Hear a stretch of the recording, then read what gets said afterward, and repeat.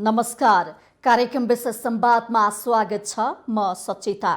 विशेष संवादमा आज हामी नेपालमा डेरी उद्योगको अवस्था, सम्भावना, चुनौती र अहिले भइरहेका गतिविधिको विषयमा कुराकानी गर्दैछौँ। र यो विशेष संवादको लागि आज हामीसँग हुनुहुन्छ राधाकृष्ण सापकोटा। उहाँ नेपाल डेरी एसोसिएसनका अध्यक्ष पनि हुनुहुन्छ र विशेष गरी 30 अर्बभन्दा बढी लगानी यो नेपालको डेरी उद्योगको क्षेत्रमा रहेको छ, दुग्धजन्य पदार्थको क्षेत्रमा रहेको छ।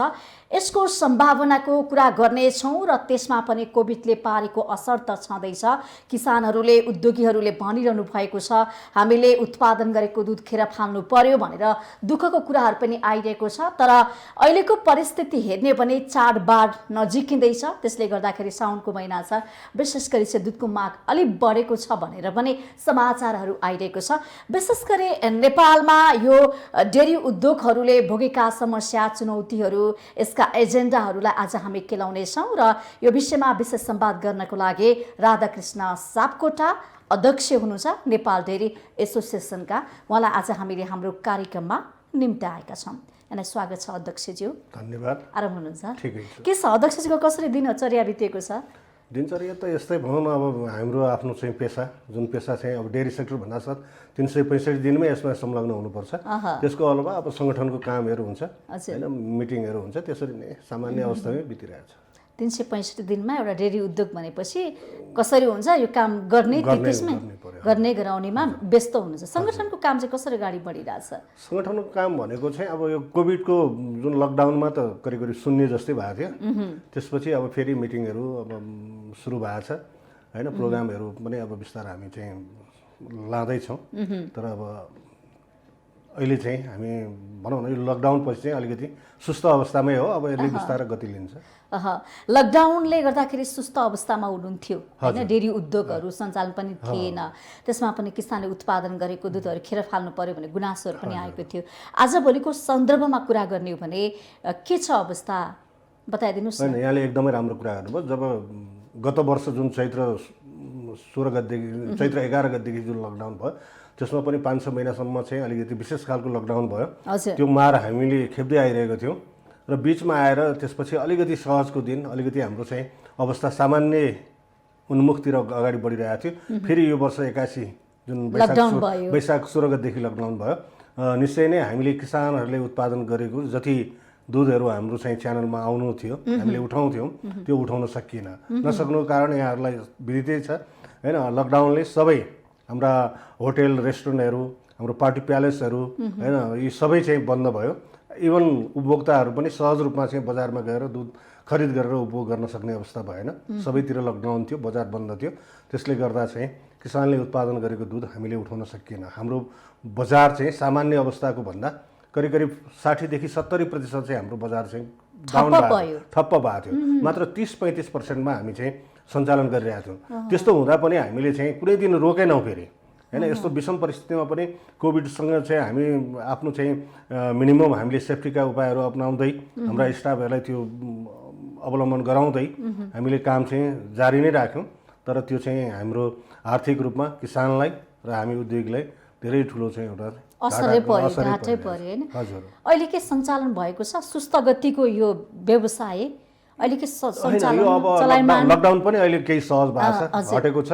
र अब हाम्रो चाहिँ कल्चर एउटा संस्कृति अनुसार नै अब यो चाहिँ असार साउन महिना चाडबाड सुरु भयो, अलिकति राम्रो व्यापार माग बढी हुने बेला हो। तर जुन रूपमा हामीले अपेक्षा गरेका थियौँ त्यो अनुसार चाहिँ हुन सकेन। सिजन हो, किनभने यो साउन महिनामा मान्छेहरू धेरै धार्मिक आस्थाले चाहिँ, होइन, माछा मासु नखाने, दुध दहीहरू, दुग्धजन्य प्रडक्टहरू खाने एउटा ट्रेन्ड छ, त्यो त छ। तर जुन रूपमा गत वर्षहरूको सामान्य अवस्थाको जस्तो चाहिँ अझै बजारले प्रगति गर्न सकेका छैन। कति हुन्थ्यो गत वर्ष हेर्ने हो भने? आजभोलिको रेसोमा के छ? आजभोलि हामी चाहिँ सामान्य अवस्थामा हामी फर्मल सेक्टरबाट, होइन, एउटा औपचारिक क्षेत्रबाट मात्रै करिब हामी 11 लाख लिटर चाहिँ प्रतिदिन किसानको दुध खरिद गरेर त्यसलाई प्रशोधन गरेर बजारमा पठाउँथ्यौँ प्रत्येक दिन। गत वर्ष कुरा हो कि डाटा हो कि यो यही वर्ष? होइन, यो लकडाउन अगाडिको डाटा। हजुर हजुर, त्यही हो। अहिले के छ? आजभोलि पनि यही गइरहेछ? होइन, छैन, अझै हामीले त्यो जुन पुरा रूपमा हाम्रो बजारमा जति जानुपर्ने हो त्यो चाहिँ गइरहेको छैन। क्रमशः अब जाँदैछ। फेरि यो चाहिँ अपडाउन, यो मतलब लकडाउनका कुराहरू छ होइन, मान्छेहरूलाई त्रास छ, भोलि के हुने भन्ने अहिले हामीलाई त्यस्तो लागिरहेछ। अब सामान्यतिर गएपछि चाहिँ केही सुधार हुँदै जान्छ। माग त छ तर आपूर्ति गर्न नसक्या, हामीले पुर्याउन नसक्या हो। होइन, माग नै कम भयो, आपूर्ति नत्र हामीलाई त्यो समस्या छैन। किनभने किसानले दुध उत्पादन गर्दैन हुन्छ, हामीले त्यसलाई लिएर आएर प्रशोधन गरेर बजारमा पठाउन हामीलाई समस्या होइन। डिमान्डले गर्दाखेरि यो उत्पादनमा घटेको छ कि छैन, के छ? उत्पादनमा त अब क्रमशः अलिकति चाहिँ असर चाहिँ पर्छ। किनभने दुध भने जति बिकेन भने किसानहरूले पनि के गर्नुहुन्छ भने आफ्नो गाईबस्तुहरूलाई जति जुन रूपमा दानाहरू खुवाएर स्याहार सुसार गर्नु, पोषणहरू गर्नुमध्ये दुधै बिकेको छैन होइन। उहाँहरूलाई आर्थिक रूपमा समस्या भइरहेछ। धन्न त्यो गाईबस्तुहरूलाई कसरी चाहिँ एउटा बचाउने मात्रै उहाँहरूको चाहिँ ध्यान जान्छ नि।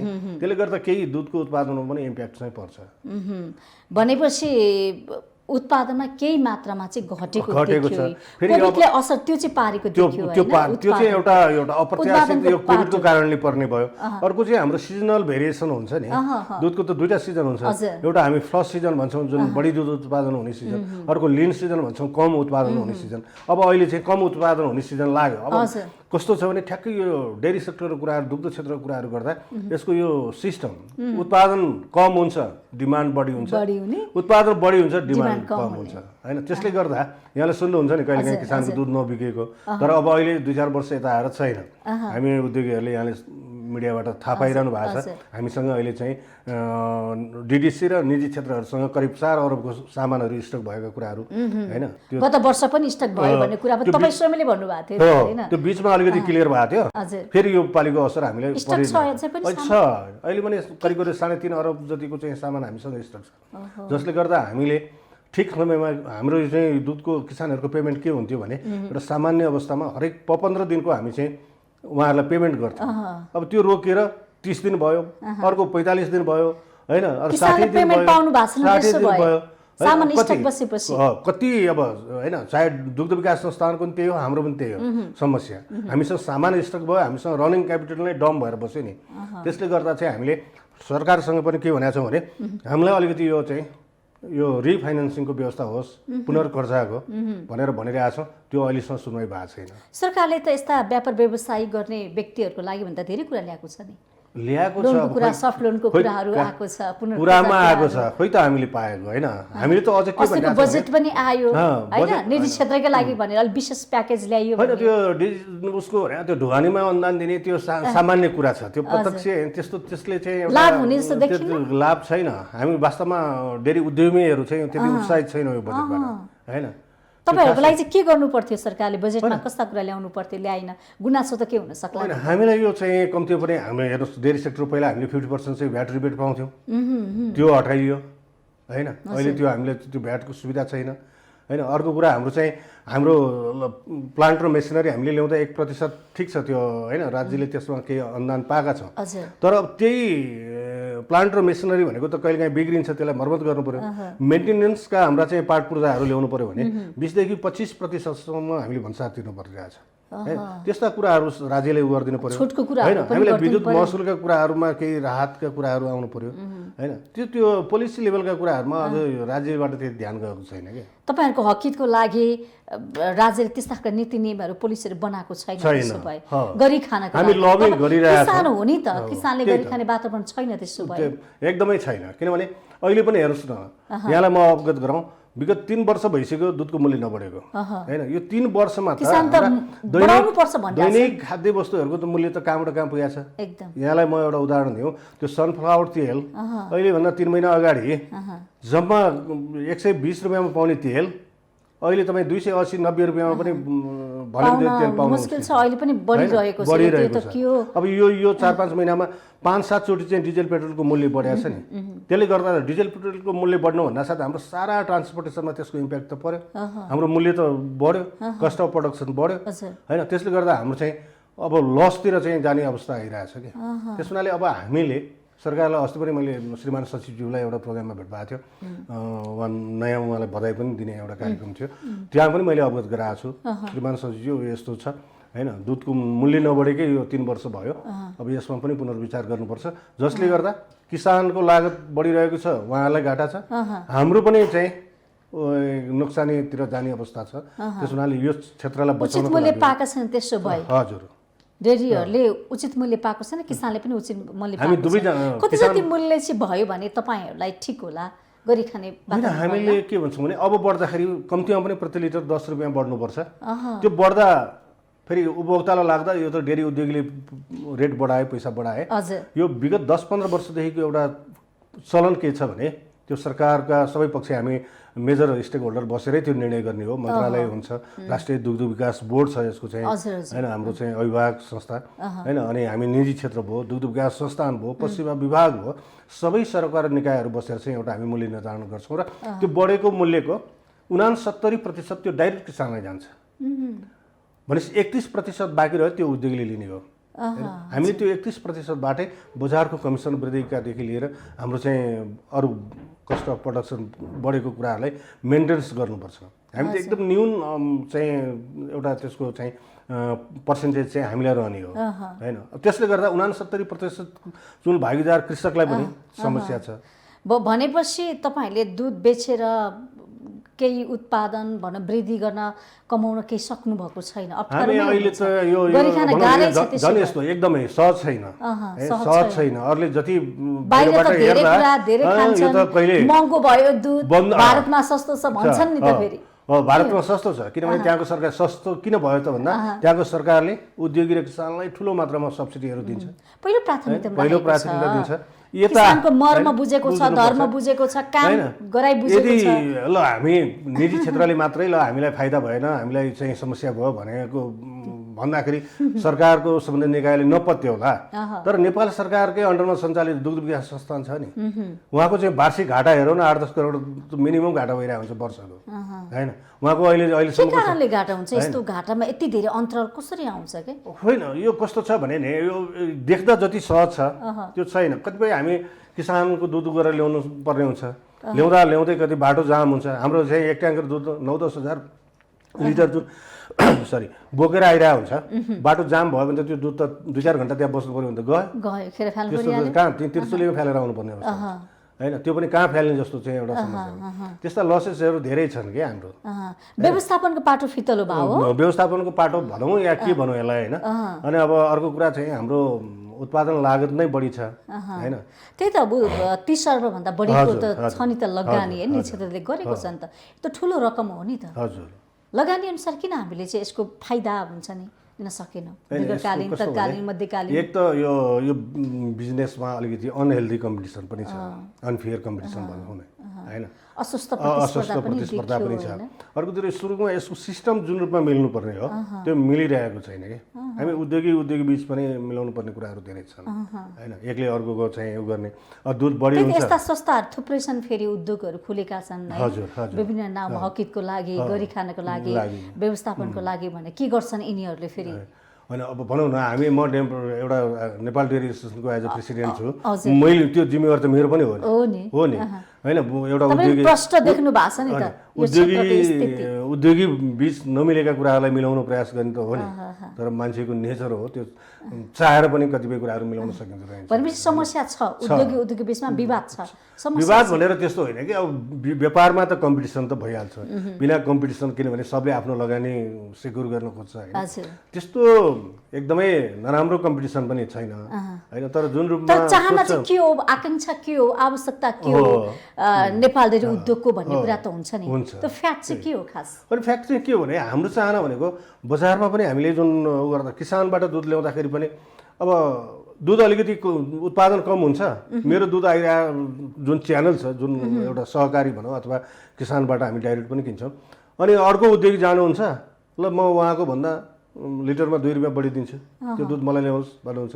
त्यस्तै बजारमा जानुहुन्छ, मेरो दुध कुनै एउटा विक्रेताले बेचिरहेको छ भने फलानुको भन्दा म यसमा तपाईँलाई 25 पैसा 50 पैसा अथवा 1 रुपियाँ बढी कमिसन दिन्छु भन्ने यो चाहिँ हामी यसलाई चाहिँ अनहेल्दी एउटा अनफेयर कम्पिटिसनको रूपमा मानिरहेका छौँ। यसको व्यवस्थापन गर्न सकिरहनु भएको छ।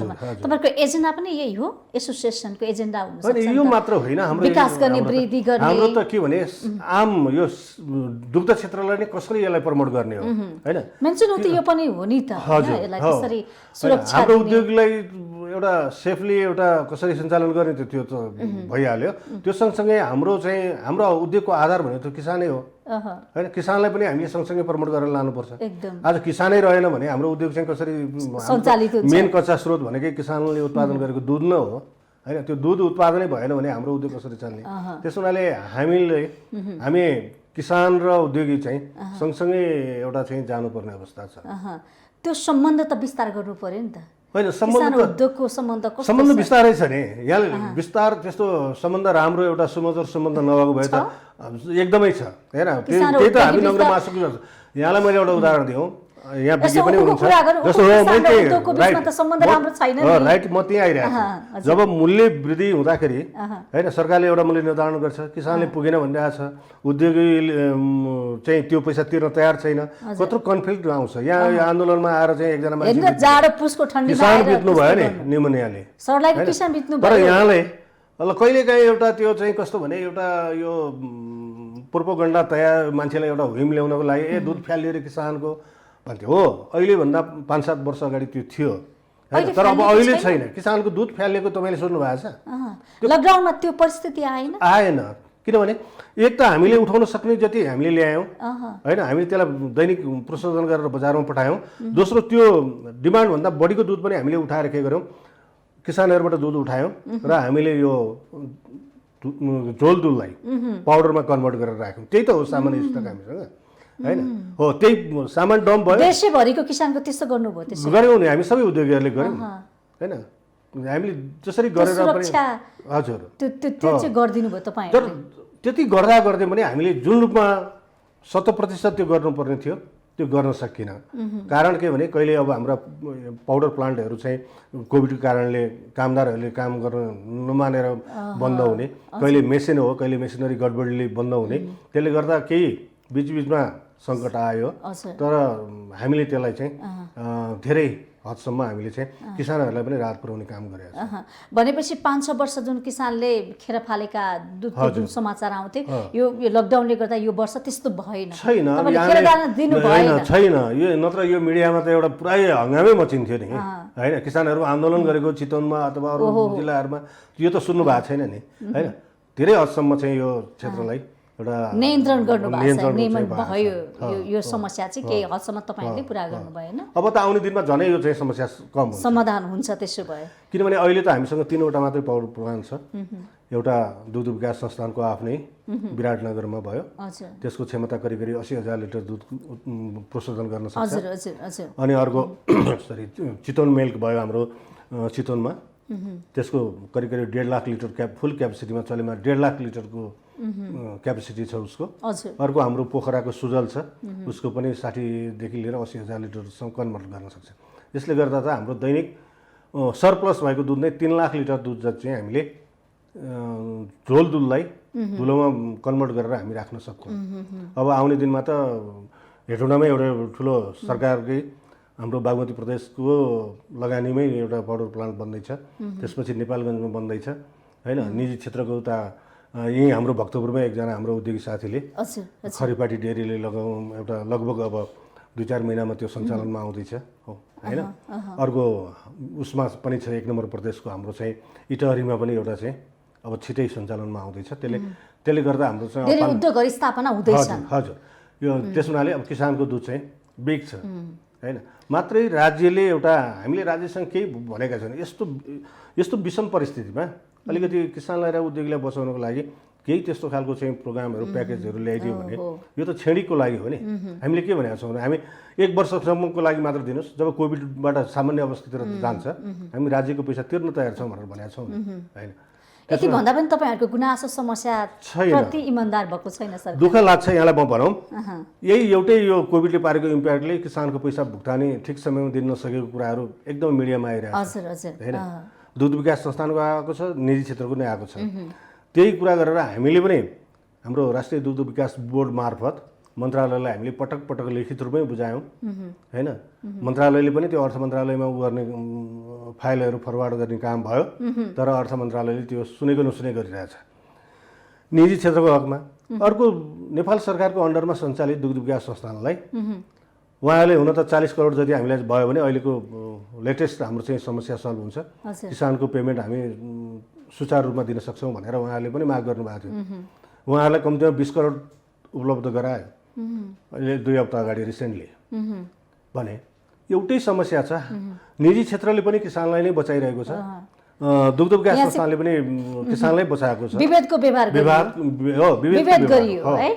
मैले अस्ति श्रीमान सचिवज्यूसँग एकदमै स्ट्रङली यो कुरा उठाएँ, यो चाहिँ पक्षपातपूर्ण व्यवहार भयो। सरकारी पक्षको मान्छेहरूलाई चाहिँ हैन, संस्थाहरूलाई चाहिँ सहज तरिकाले उहाँहरूलाई 20 करोड रुपियाँ चाहिँ 10 वर्षमा वर्षको 2% ब्याज कि कति समथिङमा र वर्षको 2 करोड रुपियाँ तिर्दै जाने 10 वर्षभित्रमा चुक्ता हुने गरी चाहिँ उहाँहरूले पाउनुभयो। हामीलाई पनि त्यही सिस्टममा हाम्रो क्यापेसिटी हेरेर हाम्रो चाहिँ हाम्रो स्टोरमा भएको स्टक सामानलाई भ्यालुएसन गरेर चाहिँ त्यसरी पाइयो भने त हामी पनि ठिक समयमा हामी किसानको भुक्तानी दिन्थ्यौँ हैन। यो सम्बन्ध अझ राम्रो हुन्थ्यो, किसानलाई पनि राहत हुन्थ्यो हैन भनिरहेका छौँ। तर त्यो सुनवाई भएको छैन। किसान पनि एउटा ऊर्जा मिल्थ्यो, काम गर्थे हैन। यस्तो बेलामा पनि हामी चाहिँ कि उद्योगीप्रति हेर्ने नजर पनि उहाँहरूको राम्रो हुन्थ्यो नि हैन। अब अहिले त हामी किसानहरूको दुध ल्यायौँ, हामीले बजारमा गऱ्यौँ, पैसा बनायौँ, त्यो पैसा अर्कोतिर लगानी गरेर हाम्रो भुक्तानी दिएनन् भन्ने पनि एउटा भ्रम पर्न सक्छ। तर त्यो होइन, किनभने हामीले चाहेर पनि दिएको छैन। सामान हामीसँग स्टक छ हैन। सामान जुन भइसकेपछि त हैन, जुन समयमा हाम्रो सामानहरू त्यसलाई चाहिँ स्टकलाई घटाउनु पर्ने हो, बजारमा पठाउनु पर्ने हो, त्यही बेला लकडाउन भइदियो हैन। बजारको डिमान्ड कम भयो। सामान स्टक भएर बसेका तथ्याङ्कमा के छ? तथ्याङ्कमा छ, मैले अहिले नै भने नि करिब 3.5 अरब जतिको चाहिँ हामीसँग सामान स्टक छ। त्यो बजारमा कहिले पठाउने? बजारको पनि त्यस्तै छ, बजार नपाएको कुरा पनि छ। अब बाहिरी दूतहरूले बजार पाउने अहिले रिसेन्टली केही लकडाउन खोकुलो भएको छ, अब अलिकति सामान्य अवस्थातिर जाला भनेर हामी अलिकति आशावादी भएको छौँ। फेरि यहाँ चाहिँ फेरि स्मार्ट लकडाउन के लकडाउन आइसक्यो समाचारमा। 21-22 गतेबाट फेरि सुरु गर्ने हो, थर्ड भेरिएन्ट के आउँदैछ, छलफलमै छ यो विषय पनि। अब यसले झन्डा गर्दा झन् तपाईँहरू अप्ठ्यारोमा पर्ने देखियो है। अब अवस्था चाहिँ के देख्नुहुन्छ वर्तमान अवस्था? फेरि पनि यसलाई म कोट्याउँछु तपाईँको आँखाले। वर्तमान अवस्था स्थितिमा पुगेका छौँ हामी? होइन, एकदमै यो क्षेत्र राम्रो छ, एउटा राम्रो सिस्टममै अगाडि बढिरहेकै हो। किसान र उद्योगको बिच पनि त्यति ठुलो विवाद छैन हैन। एकदमै राम्रो सम्बन्ध गरी खानको लागि राम्रै थियो, आर्थिक उपार्जनको लागि अवसर राम्रै थियो। दैनिक अब यो पेसाबाट करिब 5 करोड रुपियाँ त हाम्रो जस्तो फर्मल सेक्टरबाटै सहरको पैसा गाउँमा जान्थ्यो। त्यो भने त धेरै ठुलो एमाउन्ट, धेरै ठुलो रकम हो, जुन रकमले त्यहाँका किसानहरूले आफ्नो चाहिँ बालबच्चालाई राम्रो स्कुलमा पढाउनेदेखि लिएर आफ्नो दैनिक परिवार चलाउने हुन्थ्यो नि हैन। अब त्यसले गर्दाखेरि घरमै बसेर रोजगार सिर्जना भएको थियो हो नि। आफ्नै गाई गोठमा गाई भैँसी पालेर दुध दुहेर हैन। सरकारले पनि बाहिर गएका युवाहरूलाई आह्वान गरिरहेको थियो, स्वदेश फर्किनुहोस् हैन, हामी लगानी गर्न तयार छौँ भनिरहेको अवस्थामा केही हाम्रा युवा साथीहरू विदेशबाट स्वदेश फर्केर नयाँ व्यवसाय अथवा गाई पालनहरू कृषि पेसामा लाग्नु भएको थियो नि। तर अब यस्तो यो चाहिँ अवस्था बेला बेलामा आउँदाखेरि उहाँहरू पनि ह्यारेस बन्नुपर्ने स्थिति आउँछ। त्यो भनेपछि सङ्कटमा हुनुहुन्छ है। त्यसो भए किसान पनि उद्योगीहरू पनि एकदम सङ्कटमा परिणत भएको छ। अब सरकारले यति सहयोग गर्यो भने तपाईँहरूलाई सजिलो हुन्थ्यो देखिन्थ्यो। यो विषयमा भोलि के हुन्छ, भोलि झन् भयावह हुने त्यो अर्को कुरा, त्यो जान्ने कुरा होइन। तर अब अहिले जुन हामीले भोगिरहेका छौँ त्यसलाई अलिकति सहजीकरण मात्रै सरकारले गरिदियो भने हामी फेरि स्मुथली अगाडि बढ्न सक्छौँ। विभेद नगरिदियोस्, सहजीकरण गरिदियोस् हैन। अनि जस्तो कि दुधमा पनि कस्तो गुणस्तरको कुराको प्रश्न उठिरहेको छ नि त, यसमा के भन्नु छ? दुधहरूमा के गुणस्तर भएन त्यो टाइपको कुराहरू पनि आउँछ हो। कहिलेकाहीँ यो खाद्य पदार्थ हो, त्यस्ता कुराहरू आउँछन्। यहाँले सुन्नुभयो होला अहिले डेरी उद्योगहरू यति कन्सियस भएको छन्। विगत 5-7 वर्ष चाहिँ त्यो समस्याहरू अलिक फ्रिक्वेन्टली आउँथ्यो होइन। अब अहिले किनभने हाम्रो खाद्य प्रविधि तथा गुण नियन्त्रण विभाग छ, उहाँहरूको एक्टिभनेस पनि त्यतिकै छ होइन। हाम्रो राष्ट्रिय दुग्ध विकास बोर्डले पनि फ्रिक्वेन्टली स्याम्पलिङहरू लिएर गएर टेस्टिङ गर्ने गरिरहेको छ। उहाँहरूले पनि हामीलाई यस्तो चाहिँ बेला बेलामा चाहिँ ल तपाईँहरूको पोजिसनै यो छ है भनेर भन्नुहुन्छ। र उद्योगीहरू आफै पनि सेल्फ एउटा चाहिँ कन्सियस के भइदियो भने अब हामीले जस्तो पाए त्यस्तो तरिकाले चाहिँ हाम्रो सामान उत्पादन गरेर बिक्नेवाला छैन है। किनभने अब त हाई कम्पिटिसन छ नि। मैले राम्रो बनाइनँ भने अर्कोले राम्रो बनाउँछ, हजुर मेरो बजार कहाँ हुन्छ अनि, होइन? त्यसले गर्दा त्यो समस्या अहिले चाहिँ यहाँले देख्नुभयो होला, खाद्यको अस्ति मात्र रिसेन्टली एउटा न्युज आएको छ, होइन? दुध र पानी चाहिँ धेरै सुधार भएको छ भनेर गर्न छ। त्यही त, दुध थोरै पानी धेरै हाल्ने त्यो थियो नि परम्परा पहिले त। होइन त्यो त अब त्यो थियो, होइन? तर अब त्यसमा चाहिँ अब हाम्रो जस्तो जुन प्याकेट दुधको कुराहरू त्यसमा त सरकारले एउटा म्यान्डेटोरी स्ट्यान्डर्डै तोक्दै हुन्छ नि, होइन? त्यसमा चाहिँ 500 ml हुनु पर्यो त्यसको चाहिँ क्वान्टिटी, अनि त्यसमा चाहिँ 3 फ्याट हुनु पर्यो, 8 SNF हुनु पर्यो, कुनै मिसावट हुनु भएन। त्यसका त छ नि मापदण्ड अनुसारकै प्याकेटका दुधहरू हुन्छन् है, त्यसो भए हुनै पर्यो नि। जसको पुग्दैन खाद्यले त्यसलाई उ गरेर त्यसलाई पेनाल्टी लगाउने अथवा उ गर्ने भएको छ त, अनुगमहरू त्यस्तो भएको छ त, तीव्र रूपमा भएको छ नि, फ्रिक्वेन्टली भइरहेछ, होइन? त्यो मिडियामा किनभने जब खराब कुरा आउँछ त्यसले अलिकति चाँडो पाउँछ, होइन? अब सुधार भएको छ भनेपछि त त्यो नर्मलाइजतिर गएको हुन्छ, त्यति चर्चा नआएको। पहिलेको र अहिलेकोमा धेरै सुधार भएको रहेछ है, होइन? अब हाम्रो सम्बन्धित मन्त्रालयको श्रीमान सचिवज्यू मन्त्रीज्यूको पनि कुराहरू सुन्नुहुन्छ। पहिलाको भन्दा उद्योगहरू धेरै सचेत भएको छ, उत्पादित वस्तुहरू एकदमै गुणस्तर छन्, होइन? खानलाई निर्धक्कसँग खाए हुन्छ। हामी पनि भनिरहेछौँ हाम्रो उत्पादनहरू कुनै पनि विदेशी ब्रान्डभन्दा हाम्रो चाहिँ क्वालिटीमा कम छैन। तर भन्सार विभागको तथ्याङ्कले होइन नेपालमा उत्पादन भएका दुग्धजन्य पदार्थहरू चाहिँ गुणस्तर नभएको कारणले गर्दाखेरि हामीले बाहिरबाट आयात गर्नु पर्यो भने एकताका भनेको थियो, यो चाहिँ के हो खास कारण? त्यो चाहिँ कस्तो भने त्यो त्यही हो, यो भ्रम सिर्जना गर्ने काम भन्छौँ। किनभने आफ्नो देशभित्रका उद्योगीहरूलाई हतोत्साहित गरेर यो विभिन्न चलखेल हुन्छ। यहाँलाई भनौँ, यहाँ भएका स्वदेशी उद्योगहरूलाई हतोत्साहित बनाउने, होइन? हामी उद्योगीलाई चाहिँ भोलि उद्योग धन्दाहरू चाहिँ ठाट पल्टाएर मजदुरतिर डाइभर्ट गरिदिने अनि विदेशी मल्टिनेसनल कम्पनीहरूलाई यहाँ ल्याउने, यो खेल्ने त भइरहेछ। चलखेल हो त्यसो भए, कालोबजारी नि हो यो। हो नि, त्यो नभए के भन्नुहोस् न। अहिले पनि कृषिमा विदेशी लगानी हामीले के भनिरहेछौँ भने नेपाल डेरी एसोसिएसनले के भनिरहेछ यसमा भने हामी समग्र सबै सेक्टरमा विदेशी लगानी ल्याउन हुन्न भन्ने होइन, ल्याउनुपर्छ, जसले गर्दा देशको आर्थिक एउटा चाहिँ समृद्धितिर लानलाई हाम्रो मात्र स्वदेशी पुँजीले भ्याउँदैन, ल्याउँदा राम्रै हो। तर हामीले के भन्यौँ भने दुग्ध क्षेत्र, हाम्रो चाहिँ पोल्ट्री भयो, मौरी भयो, माछा भयो, जुन हाम्रो चाहिँ स्वदेशी प्रोडक्सनले हामी अब आत्मनिर्भर पोल्ट्रीमा त भइसकेको छ। हाम्रो डेरी सेक्टर हामी 80% आत्मनिर्भर भइसक्यौँ, मात्र 20% छ। त्यो 20% पनि अबको सम्माननीय प्रधानमन्त्रीज्यूले यो चाहिँ चैत्र 12 गते एउटा प्रोग्राम थियो जुन डेरी लोगो यहाँले त्यसमा उहाँले बोल्नुभयो अबको 2 वर्षमा दुधमा आत्मनिर्भर बनाउने भनेर चाहिँ एउटा राष्ट्रिय सङ्कल्प पनि आइसकेको छ।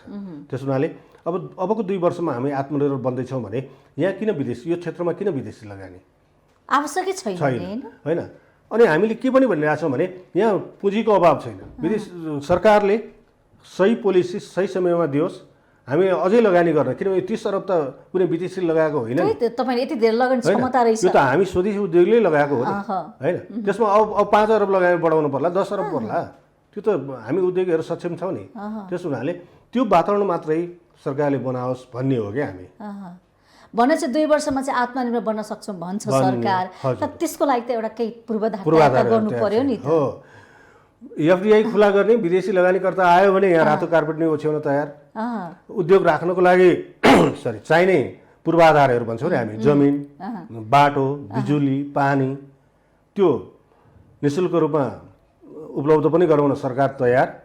अब यहीँ भएको हामी जस्तो स्वदेशी उद्योगहरूलाई होइन, हाम्रो एउटा उद्योग लगाउनु पर्यो भने आफ्नो चाहिँ घरखेत बन्धक राखेर बैंकबाट पैसा लिएर जग्गा किनेर त्यो पनि सही समयमा पाउँदैन होइन भने त्यस्तो खालको विभेदकारी स्वदेशी एकातिर हामी स्वदेशी पुँजीको रक्षा गर्ने, स्वदेशी उद्योगपतिहरूको चाहिँ संरक्षण गर्ने पनि भन्ने छ, अनि अर्कोतिर त्यो काम गर्दै जाँदा चाहिँ विरोधाभास अनि त्यही उद्योगीलाई चाहिँ हतोत्साहित बनाउने, प्रोत्साहन नगर्ने कुराहरू आउँछ, होइन? त्यसले गर्दा चाहिँ यो समस्या हो कि अब सरकारले 2 वर्षमा हुन्छ भने तपाईँहरू पनि उत्साहित हुनुहुन्छ, किसानहरू उत्साहित भइरहेछ, अब गर्नुपर्छ, आश त छ नि त, होइन? अब हामी 2 वर्षमा सम्भावना छ, गर्न सक्छौँ भने तपाईँ अठोलिनमा छ, लगानी पनि हामी बढाउन सक्छौँ भन्नुभएको छ, त्यसलाई त अग्रसरता सरकारले देखाउनु पर्यो नि। त्यही हो, हात्तीमाल त सरकारको पनि चाहियो नि त, निजीले त गर्न चाहिएको छ। यही कोभिडको बारेमा यस्तो विषम परिस्थिति हामीले पुनर्कर्जा भनेको छ। हामीले के भनेको छौँ भने हाम्रो स्टकमा भएको सामानलाई कोल्याक्टर राखेर हैन हजुर त्यसको त्यही भ्यालुएसनको आधारमा हामीलाई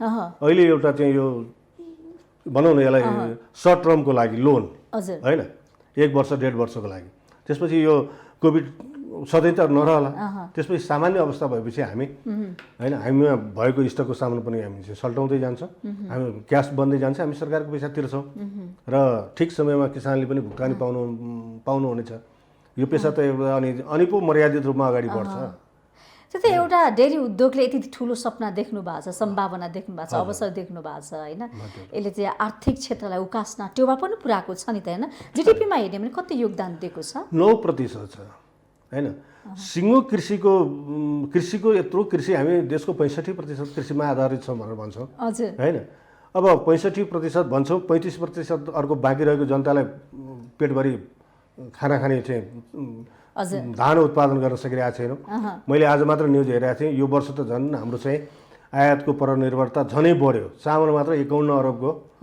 चाहिँ हामीले यहाँ चाहिँ आयात गरिसकेको अवस्था छ हैन हामी त दिन प्रतिदिन अर्काकै भर परिरहेको छ परनिर्भर हुँदै गएका छौँ के अब आत्मनिर्भर हुन लागेको सेक्टरलाई पनि सरकारले अलिकति संरक्षण गर्दैन भने त अनि त के हामी फेरि सबै विदेशी उसमा परनिर्भर भएर रहने हैन समस्या त्यो हो नि आत्मनिर्भर उन्मुख भएकोलाई कसरी आत्मनिर्भर बनाउने हजुर हजुर अनि त्योभन्दा तलकोलाई कसरी अपग्रेड गर्ने राज्यको त त्यो नीति हुनु पर्यो नि अनि पो चाहिँ आफ्नो देश आत्मनिर्भर बन्छ आफ्नो देशको पुँजी आफ्नै देशमा रहन्छ हजुर हैन अनि देशको आर्थिक रूपमा समृद्धि हुन्छ अब नारा देख्ने एकदमै सुखी नेपाली समृद्ध नेपाल र सुखी नेपाली अनि व्यवहार छ फेरि यस्तो कसरी मेल खान्छ त्यही हो के छ बजारमा अहिले हामी कति जति उत्पादन गरेका छौँ अहिले करिब हाम्रो 23 लाख मेट्रिक टन हो लिटरमा भन्नुपर्दाखेरि त्यो करिब 62 लाख लिटर जति हुन्छ खपत चाहिँ कति भएको छ बजार 62 लाख हुन्छ म यहाँलाई भन्दैछु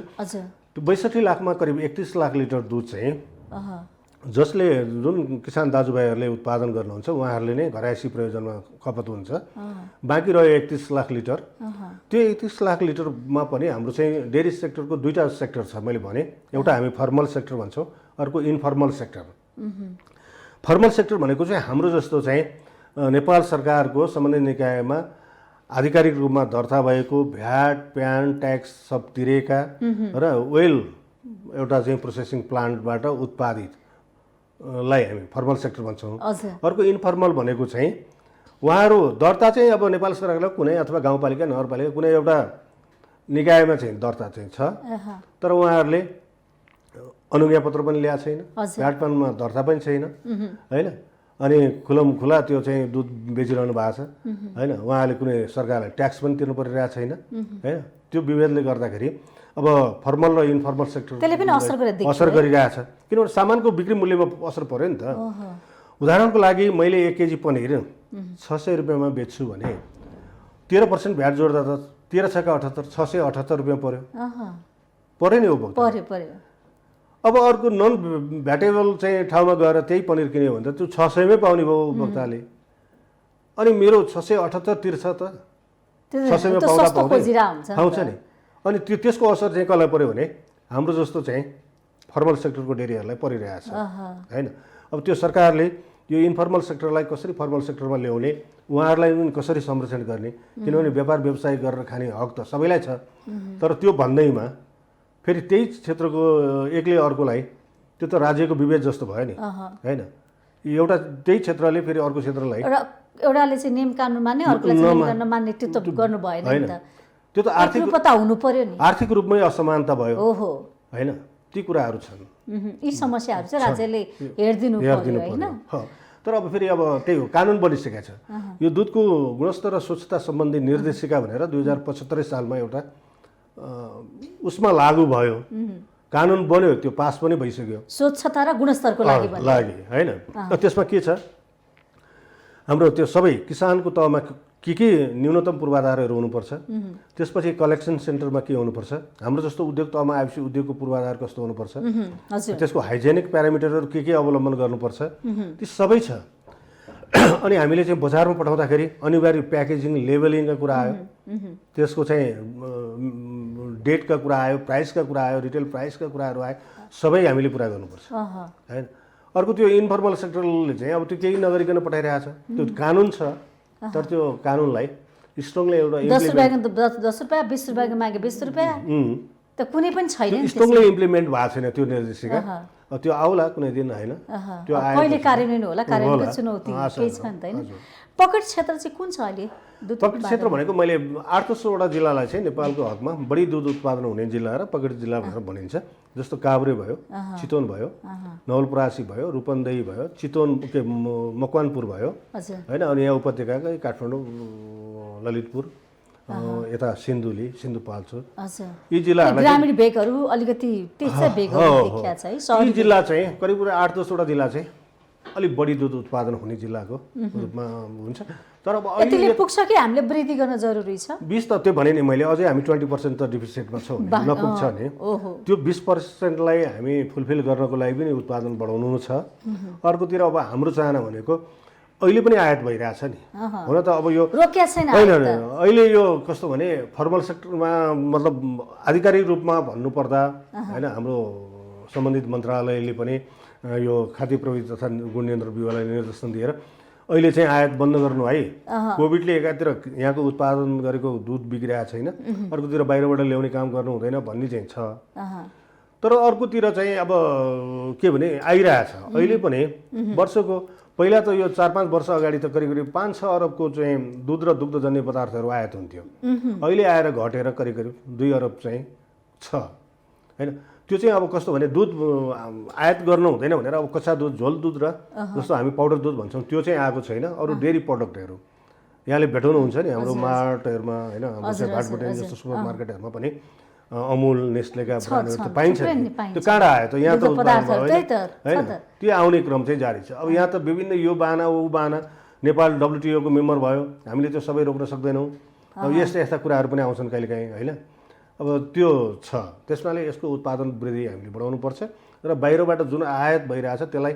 कम्प्लिटली रोकेर अब हामीले आयातलाई प्रतिस्थापन गर्दै निर्यातलाई प्रवर्धन गर्नुपर्छ सम्भव छ हामी रोक्न सक्छौँ त्यसको लागि त हामीले पनि आपूर्ति अलिकति वृद्धि गर्नुपर्यो वृद्धि गर्नुपर्यो त्यही त हामीले सुधार गर्नु पर्यो नि त किसानलाई प्रोत्साहन गर्नुपर्ने होला हो हाम्रो क्वालिटीमा हामी अझै कन्सियस भएर चाहिँ राम्रो गर्नु पर्यो हैन भने किनभने उपभोक्ताले त यहाँ उपभोक्ता त एउटै लेभलको हुनुहुन्न फरक हुन्छ वर्ग छ हाई पर्चेजिङ क्यापेसिटी हाई भएको हाई स्ट्यान्डर्डका मान्छेहरू पनि यहाँ छन् एकदमै लो स्ट्यान्डर्डका पनि छन् मिडल स्ट्यान्डर्डका पनि छन् सरी उहाँहरूले चाहिँ अनि आफ्नो आफ्नो हाई पर्चेजिङ क्यापेसिटी भएको मान्छेले त आफूले पैसा छ भने त राम्रै चिज खरिद गरेर खान खोज्छ नि होइन त्यस हुनाले अझै हामीले त्यो उत्पादनहरूलाई एउटा आधुनिक तरिकाले हाइजेनिक तरिकाले अझै अहिले नै राम्रो छ फेरि यसको मतलब होइन कि अझै हामीले केही सुधार गर्नु पर्छ र बाहिरबाट जुन आयात भइरहेकोलाई हामीले कम्प्लिटली बन्द गराउनुपर्छ दुध पिउने भन्दा स्वास्थ्यको लागि पनि त हो नि प्रत्येक पर व्यक्तिले चाहिँ कति सरदर हिसाबले कति हो ठिक कुरा गर्नुभयो हामीलाई यो एफएओ को रिकमेन्डेसन थियो प्रति व्यक्ति प्रति वर्ष 92 लिटर दुध चाहिँ कन्ज्युम गर्नुपर्छ भनेको छ हाम्रो चाहिँ ब्यालेन्स डाइट स्वस्थ आहारको लागि त्यो भनेको प्रति व्यक्ति प्रतिदिन 250 यो एक कपले एक कप दुध एटलिस्ट कम्तीमा भयो भने त 2 कप खायो त झन् बेटर 3 कप खायो त झनै राम्रो भइहाल्यो कम्तीमा पनि 250 लिटर के ml दुध चाहिँ एक दिनमा एकजना व्यक्तिले सेवन गर्दाखेरि मात्रै उसको शरीरलाई आवश्यक पर्ने न्युट्रिसनका कुराहरू प्रोटिनका कुराहरू अनि मात्रै उसले चाहिँ फुलफिल हुन्छ है भनिएको छ अहिले हामी 78 लिटर जतिमा छौँ करिब हामी वर्षको 78 लिटर चाहिँ हामीले कन्ज्युम गरिरहेका छौँ अब हामी 92 भनेपछि करिब त्यही पुग्न लागेर हजुर करिब 78 22-24 लिटर चाहिँ अझै पुगेको छैन हैन त्यही 2 वर्षमा चाहिँ आत्मनिर्भर बनेपछि चाहिँ त्यो पुग्ने स्थिति छ त्यो अनिवार्य पनि छ त्यो मिलाएर गऱ्यो भने स्वास्थ्य हो नि अहिले कोभिडको बेलामा पनि हाम्रो चाहिँ इम्युनिटी पावर बढाउने कुराहरू आइरहेको छ बाहिर दुधको माग त बढिरहेछ नि त हामीले त्यो पनि बेच्न सक्छौँ नि त उत्पादन बढायो भने त यहाँ पुगिसकेपछि बाहिर पनि पठाउन सक्छौँ नि त हामीले त्यो विषयमा प्रचार गर्नु पर्यो नि त नेपाली प्रोडक्टलाई कसरी यस्तो भयो यहाँले राम्रो कुरा उठाउनु भयो जुन यहाँले सुन्नुभएको होला गाईबस्तुमा एफडिआई यो चाहिँ के अरे food and mouth disease FMD भन्छ छोटकरीमा त्यो भनेको चाहिँ खोरेत भयो होइन खुट्टा र मुख सम्बन्धित गाईबस्तुमा लाग्ने रोग हजुर खोरेत यहाँले सुन्नुभयो होला त्यस्तो रोगहरू चाहिँ नेपालको गाईबस्तुमा देखियो भनेर पहिला हाम्रो चाहिँ नेपाली प्रडक्टहरू घिउ नौनीहरू चाहिँ हाम्रो चाइना टिबेटतिर अरू देशमा एक्सपोर्ट हुन्थ्यो नेपाली घिउ त कति राम्रो कति राम्रो थियो तर बिचमा उहाँहरूले त्यही कज देखाएर रोक्नु भयो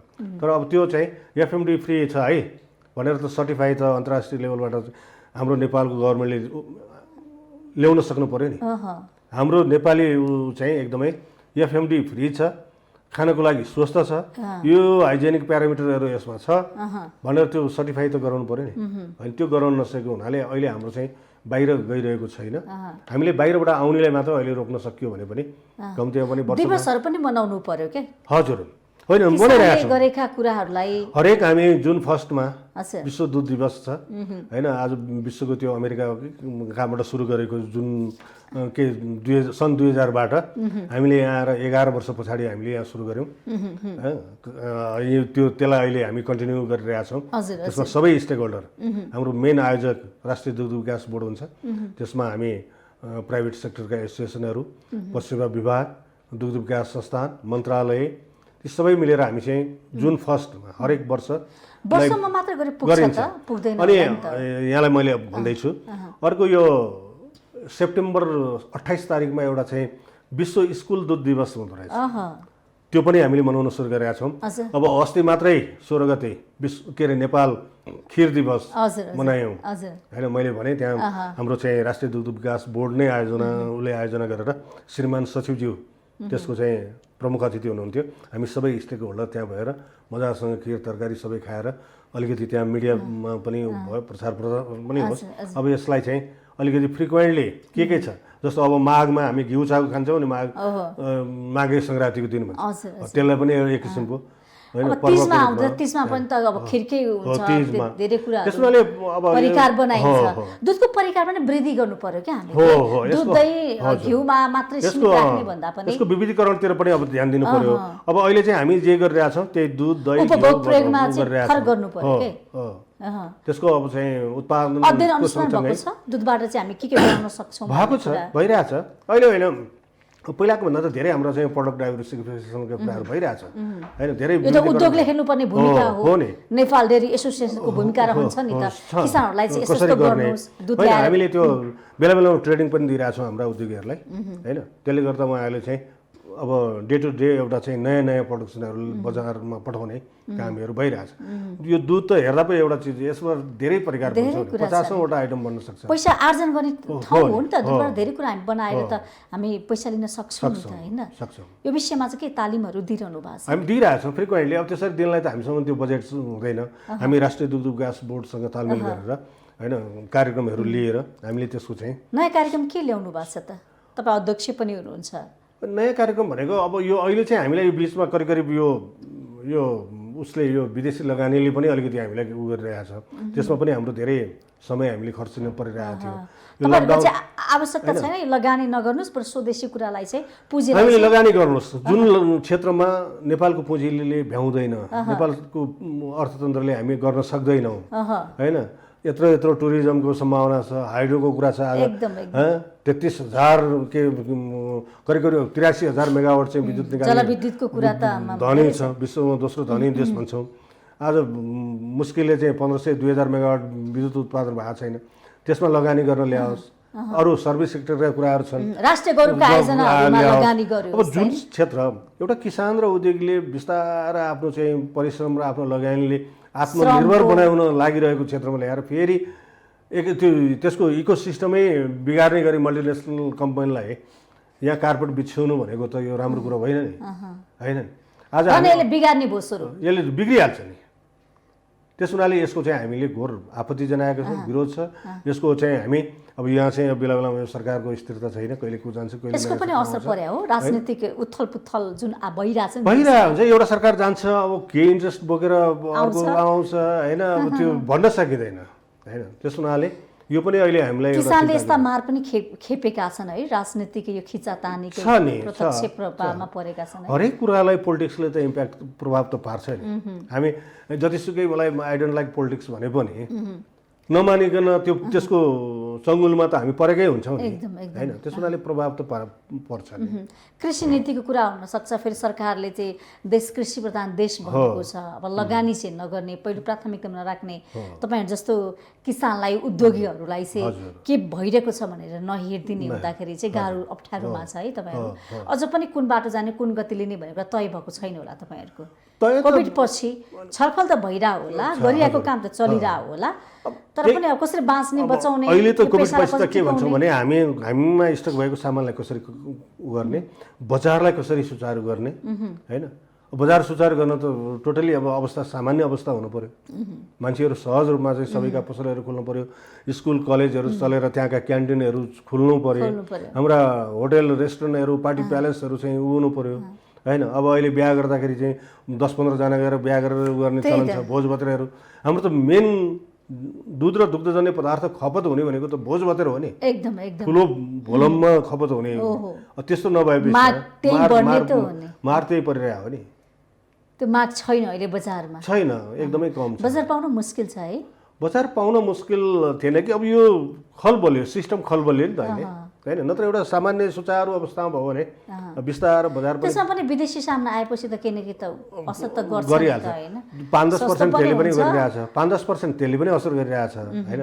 अब त्यो भन्दा पनि यो विषम परिस्थितिले चाहिँ अलिकति समस्या ल्याएको छ। अब यो कोभिडले थला परेको हैन, यो उद्योगलाई कसरी चाहिँ अगाडि बढाउने? अब यही हो, हामीले सरकारसँग चाहिँ अलिकति यो रिफाइनेन्सिङ राहतको चाहिँ मागिरहेका छौँ। कम्तीमा पनि हामीलाई चाहिँ एउटा चाहिँ पुनर्कर्जाको व्यवस्था होस्, जसले गर्दा हाम्रो समस्यालाई पनि हामी समाधान गर्दै किसानहरूको पेमेन्ट भुक्तानीलाई हामी सुचारू गर्छौँ, जसले गर्दा किसानहरूलाई पनि एउटा चाहिँ प्रोत्साहन मिलोस्, उहाँहरूको आफ्नो समस्या हल हुन्छ। र समय बित्दै जाँदा अब यो कोभिडले पनि सधैँ त हामीलाई दुःख नदेला हैन, सामान्य अवस्थामा जाला र एउटा बजारले पूर्ववत एउटा पहिलाकै चाहिँ अवस्थामा जाला भन्ने नै एउटा अपेक्षा गर्ने त्यही हो।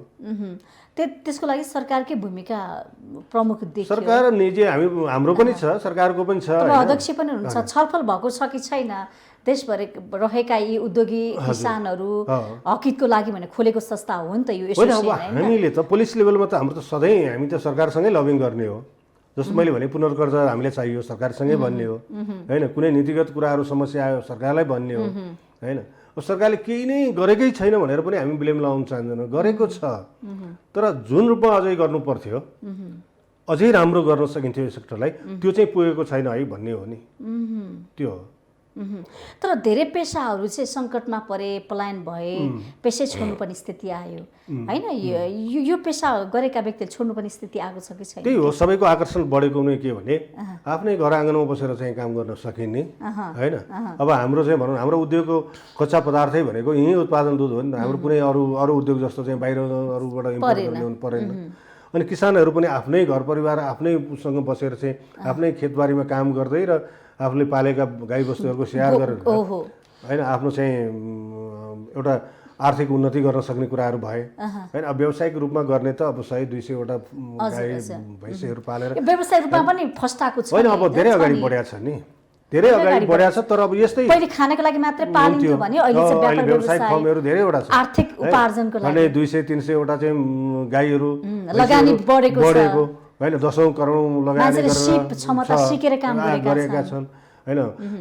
उच्च नस्लका चाहिँ गाई बस्तुहरू यहाँ ल्याएका छन्, धेरै दुधालु हैन, गर्न खोजिरहेको छ। तर त्यस्तो गर्न खोज्ने किसानहरूलाई पनि अब यस्तो बेला बेलामा आउने यो विषम परिस्थिति हैन। अब हामी आशा गरौँ यो विषम परिस्थिति यस्तो चाहिँ सधैँ नरहला हैन। त्यसपछि यो सेक्टर चाहिँ एउटा फेरि स्मुथली अगाडि बढ्ला। अन्त्यमा तपाईँले किसानलाई, आफ्नो उद्योग व्यापार व्यवसायीहरूलाई हैन, सरकार तपाईँको सुझाव सन्देश चाहिँ के हुन सक्छ? मैले किसानहरूलाई मैले त के भने मेन हाम्रो उद्योगको मेरुदण्ड भनेको नै हाम्रो चाहिँ उद्योग चल्ने आधार भनेको किसानैहरू हो हैन। उहाँहरूलाई पनि के भन्छु भने अब यो कुनै हामीले चाहेर आएको नि होइन हैन, सरकारले हामीलाई दुःख दिन ल्याएको पनि होइन हैन। यो चाहिँ अब आयो, एउटा अन्तर्राष्ट्रिय रूपमै एउटा एक किसिमको महामारी आयो, त्यसलाई हामीले सामना गऱ्यौँ।